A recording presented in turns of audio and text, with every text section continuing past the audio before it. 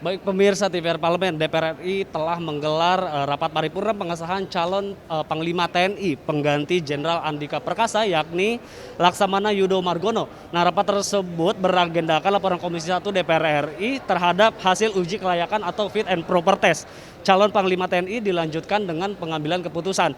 Diketahui Laksamana Yudo telah menjalani fit and proper test sebagai calon Panglima TNI. Nama Laksamana Yudo juga telah diusulkan oleh Presiden Joko Widodo secara tunggal pada akhir November lalu.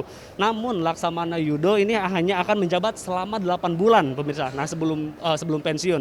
Apakah visi misi yang dibawa oleh Laksamana Yudo akan berdampak dalam masa jabatan singkat ini? Nah, di samping saya sudah ada salah satu anggota Komisi 1 DPR RI yakni Bapak Bobi Adityo Rizaldi, Pak ya. Baik Pak, ini kan DPR nih, Komisi 1 sudah melaporkan hasil fit and proper test. Dan ini Laksamana Yudo ini akan menjabat singkat 8 bulan. Nah, bagaimana Pak tanggapannya mengenai ini? Ya sebenarnya secara detailnya itu beliau akan pensiun tanggal 26 November 2023. Jadi lebih dari 8 bulan lah, sekitar 11 bulan. Dan saya rasa itu tidak akan menjadi masalah karena di panglima-panglima sebelumnya juga masa jabatan itu kan sebagai koordinator saja. Ya, utamanya organisasi TNI ini sudah solid dan sudah berkembang.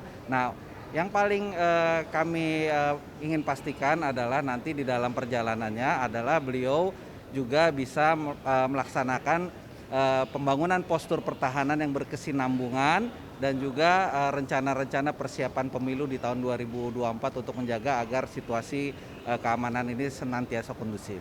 Nah, ini kan banyak visi misi yang dibawa nih Pak oleh Laksamana Yudo, ini salah satunya terkait dengan penegakan HAM di Papua nih Pak. Nah, dengan jabatan sesingkat ini itu bisa akan berdampak nggak sih Pak?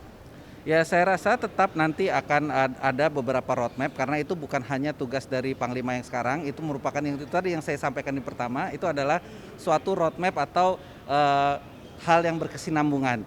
Jadi termasuk juga di sana kan sudah ada pengembangan Brigi, pengembangan Kogab Wilhan dan juga beberapa organisasi di sana yang sekarang dalam tahapan untuk dipenuhi formasinya.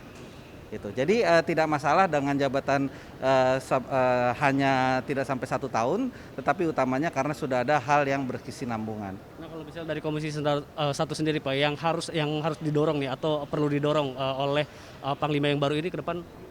Ya paling utama adalah itu tadi masalah di Papua ini harus segera diselesaikan dan yang paling utama adalah juga kelanjutan pembangunan postur pertahanan dan juga peningkatan profesionalitas prajurit di tengah segala keterbatasan seperti anggaran dan sebagainya.